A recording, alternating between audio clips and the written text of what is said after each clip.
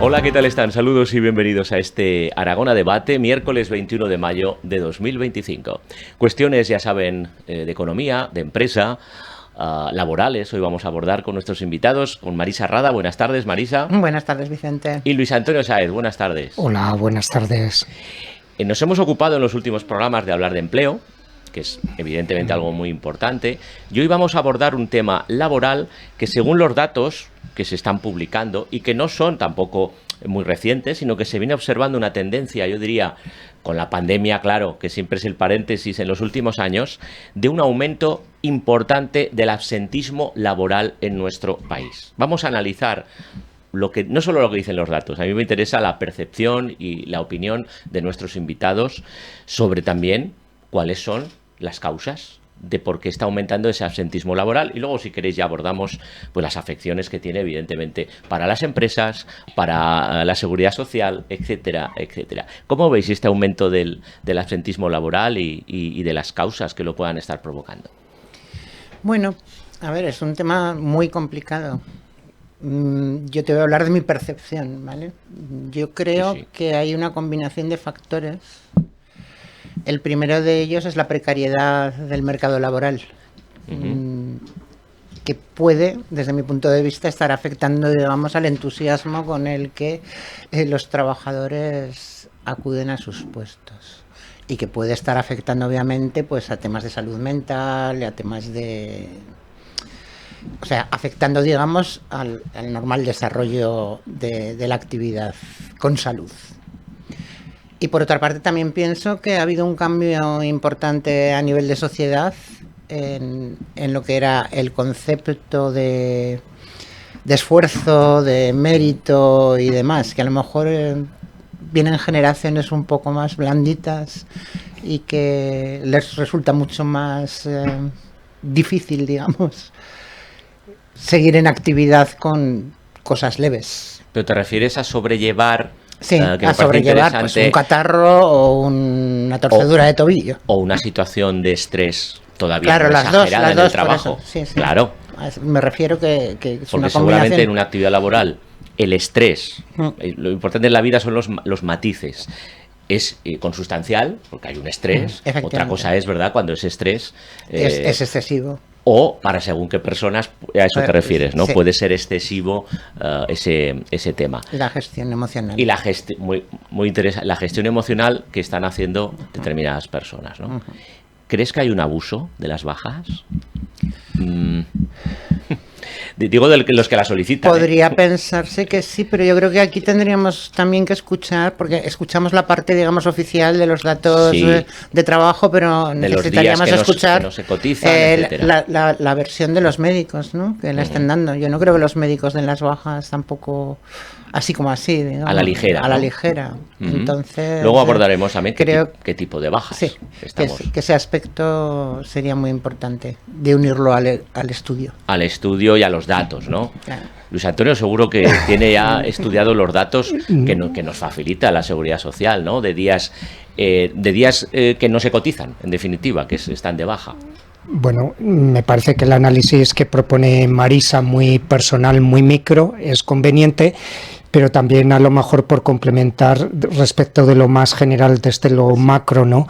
La pirámide de población española ha envejecido, ¿no? El baby boom, pues todavía una parte de ella está en activo, otra ha iniciado la jubilación, y cuanto más mayor eres, más fácil es que incurras pues en enfermedades, en siniestralidad, en cualquier cosa, ¿no? Entonces una parte tiene que ver con el propio envejecimiento de la población ocupada. Entonces, bueno, eso guarda algún tipo de relación.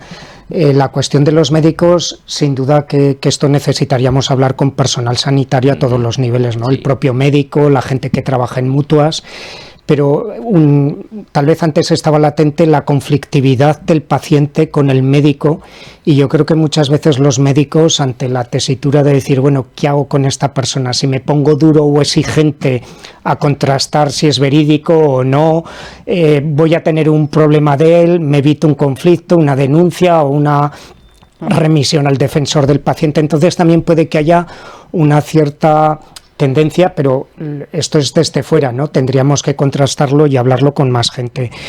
Y bueno, también ella hablaba del tema de la precariedad laboral, pero también estaría el estilo de vida. Se dice ya, sobre todo los norteamericanos son muy estudiosos de estos temas, que todo el avance que estamos logrando en términos médicos, farmacéuticos, que es ingente, puede que se esté replegando por el tipo de vida que llevamos en cuanto a comidas, sedentarismo, hábitos que no son sanos. Entonces también puede venir a veces la baja propiciada, no de que tus condiciones laborales sean mejores o peores, sino porque es que fuera de aquí yo me bebo lo que sea, ¿no? O me tomo tal cosa. Entonces confluyen muchas cosas. Y sin duda que la mentalidad, porque hablas con médicas y te dicen, bueno, es que al final la percepción, ¿cómo se encuentra usted? Que es muy subjetivo, el que es hipocondríaco, el que es optimista, pero que agregadamente correla bastante bien con las realidades, ¿no? Bueno, ahora voy a introducir los datos, que quería primero también una entrada con vuestra percepción de las causas de absentismo laboral, y ahora vamos a ir con los datos, los más recientes que tenemos al cierre de 2024. Estaríamos hablando de un 7,4% de las horas de trabajo pactadas como jornada laboral. Ese sería el porcentaje de absentismo. Son valores superiores incluso a los de la pandemia. Esto ya es decir, por lo que decía antes, que se está observando una tendencia. En términos absolutos, la típica comparativa para que nos demos cuenta, supondría que 1,25 millones de personas faltasen al trabajo cada día del año. Eso es la fuerza laboral de la provincia de Valencia, que nunca a trabajar. Así nos da un poco más de susto, ¿no? Claro, la inmensa mayoría, añade este estudio, es absentista de forma involuntaria. Sufre una baja por accidente o enfermedad. Pero hay un 1,6% de las horas de trabajo que es de forma voluntaria, que nos puede parecer poco, un 1,6%. Es decir, 270.000 personas se ausentan del trabajo cada día del año. Esos que son afecciones sanitarias leves, con duración inferior a 4 días, o su simulación, puesto que aquí no estaríamos hablando de bajas médicas. Por eso igual esto sí que nos ayuda a entender el absentismo laboral involuntario, con una baja médica, y el absentismo laboral voluntario. Porque es que me encuentro mal, es que hoy, ya sabéis, la picaresca española también, es que me duelen las lumbares. Bueno, es que tengo un lumbago atroz. Y luego me voy a bailar un tango, ¿no? Y vosotros sabéis, algunas veces. vamos a analizar, y vosotros sabéis que hay determinadas dolencias que no se pueden comprobar. La lumbalgia entre ellas. Y en Suecia era de las mayores. Por eso, los suecos. Por eso, porque tú vas al médico, es que tiene un lumbago, ¿cómo lo comprueba el doctor? No, es te tiene que creer, ¿no? Sí, estaba pensando que yo todavía haría una separación entre el privado y el sector privado y el sector público. Bueno, porque puede ser también un elemento diferenciador. Sí, porque claro, cuando tú tienes un puesto asegurado de por vida, mentalmente te encuentras mucho más relajado que en un puesto privado, ¿no? Donde, digamos, cada día tienes que validar el día siguiente. Sí. Yo, fíjate, al hilo de esto sí que he intentado ir a documentos de investigación, ¿no? A repositorios que tienen trabajos académicos. Lo he hecho en literatura española, a lo mejor igual en lengua inglesa hubiera algo. Y la comparativa, siempre cuando haces un contraste farmacéutico, dices unos que se toman el medicamento y el grupo de control que no se lo toma, ¿no? Esta comparativa que proponías tú. Y claro, ¿quiénes son los más sacrificados? Los autónomos, ¿no? Solo he encontrado un trabajo y era de 2007, que fíjate que si sería sugerente desde la sanidad laboral, un campo de investigación con mucha repercusión social, para que esto que igual comentamos así en plan chascarrillo, bueno, salía que los autónomos, los asalariados piden más bajas que los autónomos, pero los autónomos cuando las piden son más largas. Claro, quiere decir, como que aguanta mucho más que esas pequeñas dolencias, pues prácticamente no recurre ella. Pero luego el problema es más grave. Claro, también está el tema de los incentivos, lo que tú dices, cuánto me pagan aunque esté de baja, y cuando de autónomo parece que esas pequeñas bajas están penalizadas, ¿no? Entonces intervienen también cosas, pero en principio los autónomos son más sacrificados a igualdad de situación, ¿no? Fijaos que, viendo también estudios que hablan de las posibles causas, hay una que le apuntaba Marisa, la falta de motivación en el trabajo. Sí. Es decir, hay gente que no tiene esa motivación, y esto nos llevaría a otra parte del debate que me interesa mucho, la salud mental. Porque muchas de estas bajas correctas, involuntarias, tienen que ver con la salud mental del trabajador. Por estrés, por picos de ansiedad, o por todo unido también, Marisa, por falta de motivación. Porque es un tema que en España, bueno, ahora se está abordando desde hace unos 10, 12 años. Ahora se está tomando más en serio la salud mental de los trabajadores. Pero el tema del ambiente laboral influye muchísimo en la plantilla. Entonces, el conseguir, digamos, gestionar los recursos humanos de forma adecuada, no solamente en temas de productividad, creo que es uno de los en la relación con deberes los trabajadores, pendientes. Sabemos, no me gustan los términos en inglés, ya lo sabéis, la persona quemada. Burnout, ¿no? La persona quemada que, si la situación no se corrige, acaba acudiendo al médico porque tiene una crisis importante de ansiedad o de estrés. Efectivamente. Sí, que a veces es perverso, ¿no? Incluso las personalidades que son muy autoexigentes, pues puede conducir a eso, ¿no? Sí. Pero también somos vasos comunicantes con lo que pasa dentro y fuera del trabajo, ¿no? A veces la tensión del trabajo la llevas a casa y la tensión de casa, y claro, vivimos en familias más reducidas, que nos relacionamos menos, la soledad, la vecindad, son cosas que las hemos ido perdiendo un poco o bastante, y todo ello también contribuye a esa sensación que tú avanzabas, que la salud mental, un foco donde lo tienes en el ámbito de trabajo, sin duda es un lugar donde nos realizamos, donde de alguna manera se basan nuestras expectativas económicas, pero también los problemas personales que hoy podemos tener, pues al final está todo entreverado, ¿no? Es un polinomio difícil. ¿Pero creéis que ha habido un cambio de tratamiento? Quiero decir, hace... Sí. ¿Cuánto podemos decir? Hace 20 años, yo creo que ibas al médico de familia, oiga, una situación de estrés, y creo que lo que te diría no es lo mismo que cómo te atiende ahora. No sé si tenéis esa percepción. Claro. Sí, yo creo que hemos mejorado bastante, ¿no? En la percepción de las personas, que nadie estamos a salvo. O sea, esto antes que simplificábamos, pues está loco o tal, y yo creo que hoy matizamos, como tú decías antes, mucho más y reconocemos que cualquiera podemos incurrir en esas circunstancias. O que hace años, igual, el médico lo resolvía, tómese esta pastillita, que no pasa nada, ¿no?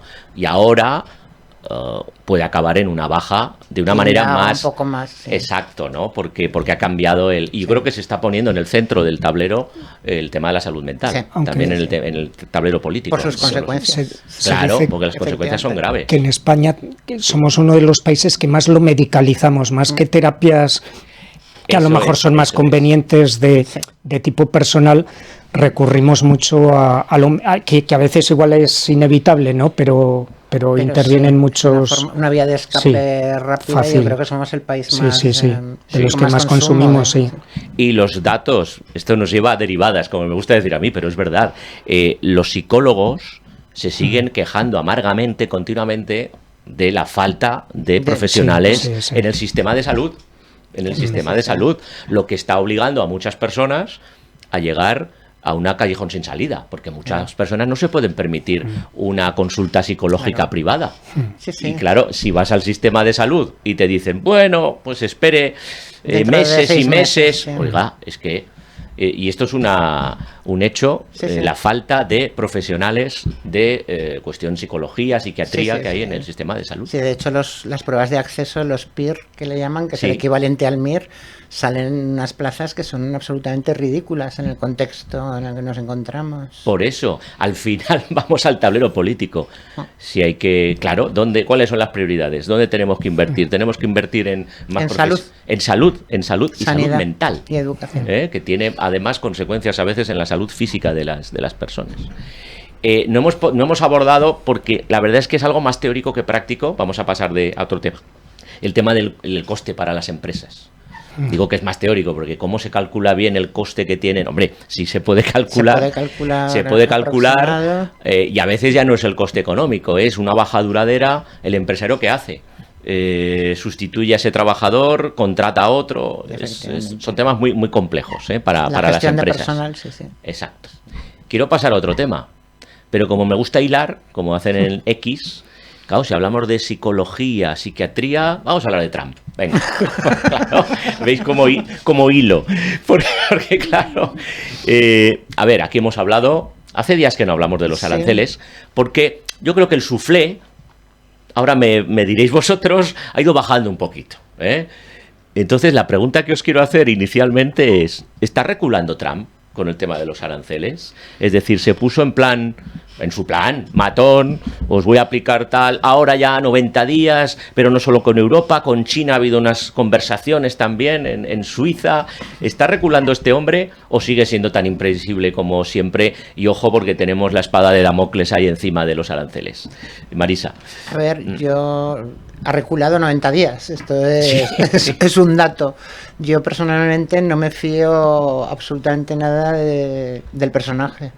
Entonces, lo que pueda ocurrir después de estos 90 días lo podemos ver. Pero no me atrevería a anticipar. Yo creo que sus consejeros... ¿Áulicos? Sus consejeros estaban horrorizados con el plan de aranceles y así lo manifestaban públicamente. Yo, sigo a 2 o 3 en Twitter. Sí. Estaban horrorizados completamente con el planteamiento. O sea, que a lo mejor han logrado calmar la furia. A la bestia. Efectivamente. y lo consiguen, pero yo no me atrevería a pronosticar nada.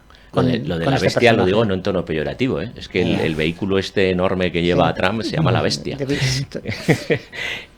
Así que no te atreves a... No. Bueno, yo creo que no conozco a nadie que se atreva a aventurar algo con Trump. ¿Ha reculado, Julio Luis Antonio? Hombre, sí, pero es que era inevitable, ¿no? O sea, lo que planteaba inicialmente era descabellado y luego en su propio lema, el MAGA, Make America Great Again, again es retroceder a un mundo que ya no existe, ¿no? O sea, China ya no es el país adormecido de Nixon, la India está emergiendo muy potente también en tecnológicas y en muchos ámbitos, ¿no?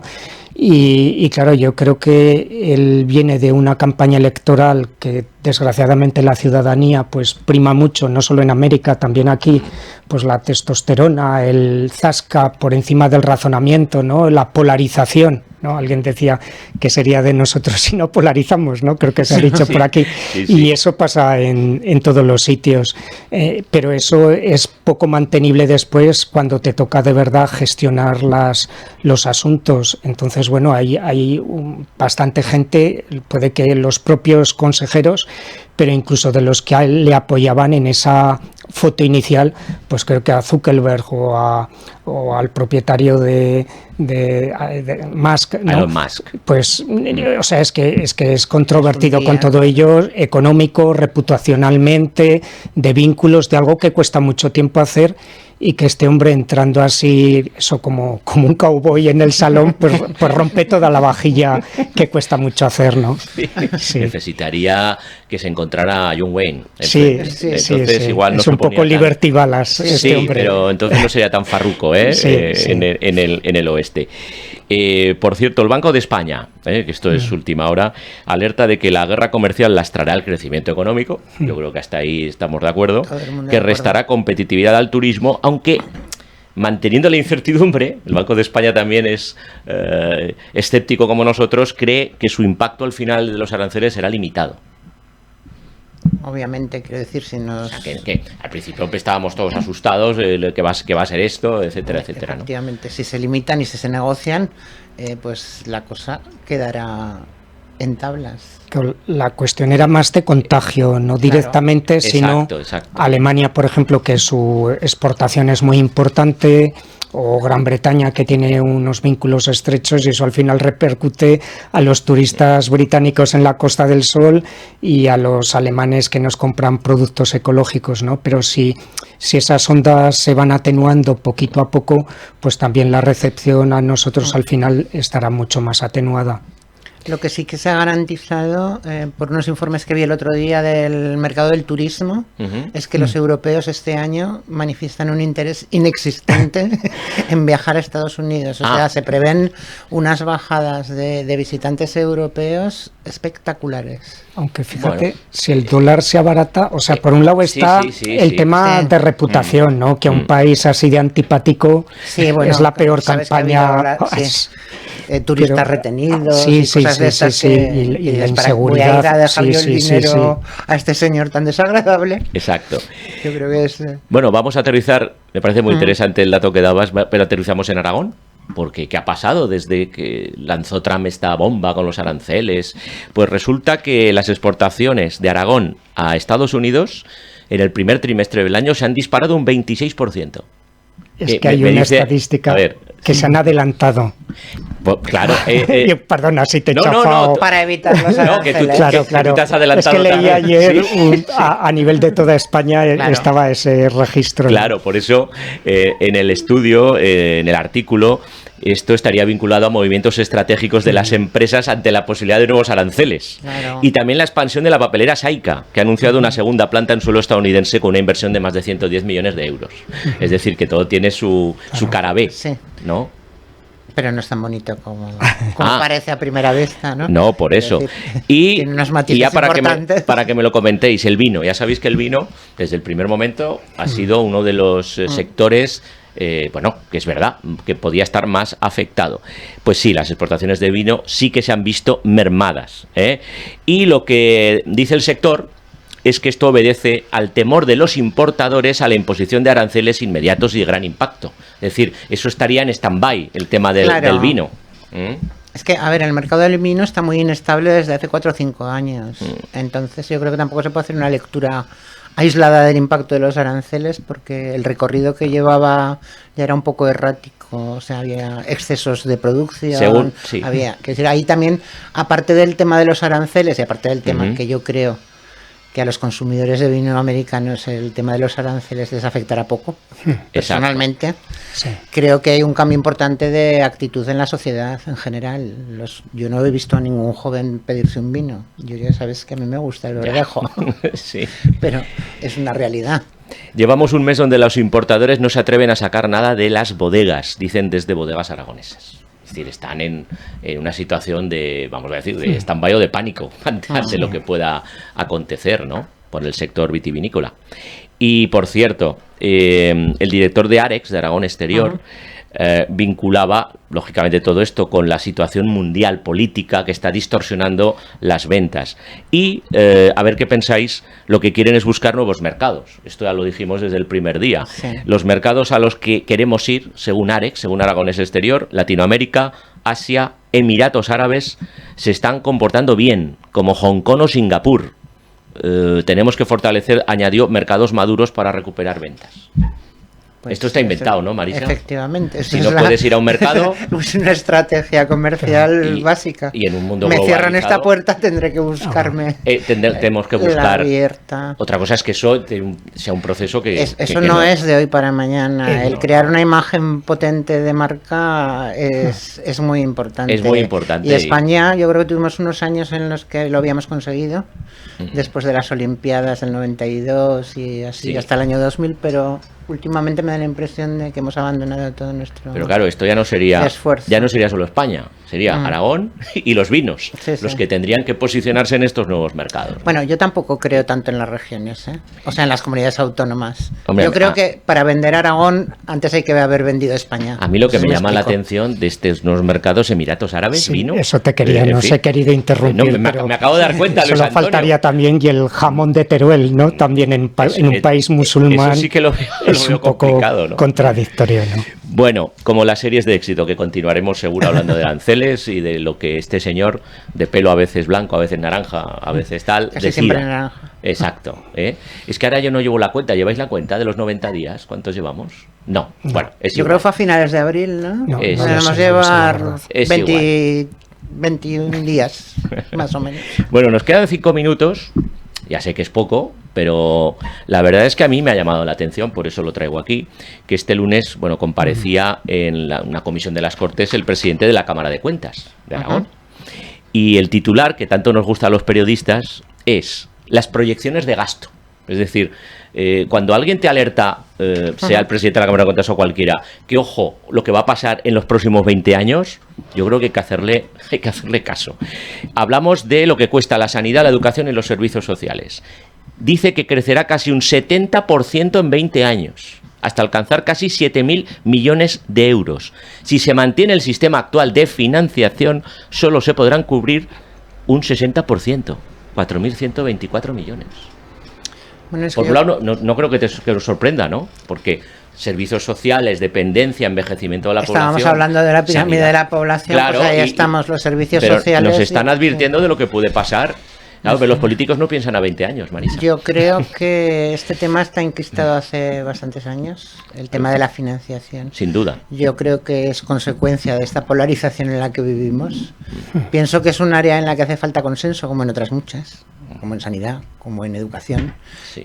que no es de colores ni de partidos políticos, ni tiene que tener No debería. prácticamente ideología El problema contenida. el problema, Marisa, tú lo sabes, es cuando negocias con alguna comunidad autónoma, financiación singular, Efectivamente. y a las otras les dices que te esperes. Un tema que viene ya de Sí. la transición, que es el magnífico cupo vasco, que le podemos llamar la Totoloto, Ujú. y en los fueros navarros, que está sin resolver, que tiene, aparte del concepto en sí mismo, que ya para mí es, digamos, discriminatorio desde el punto de vista de la esperada igualdad constitucional, Ujú. aparte de ese punto, pues se está usando por todos los partidos como herramienta una política. herramienta política, con lo cual no hay ninguna transparencia en los cálculos y demás. Ahora ya tendremos la Bonoloto Cataluña y eso, yo creo que es una circunstancia que se tiene que resolver por consenso, que por supuesto PP y PSOE tienen que estar metidos y todas las comunidades. Y al final, Luis Antonio, ¿de dónde va a salir todo este dinero?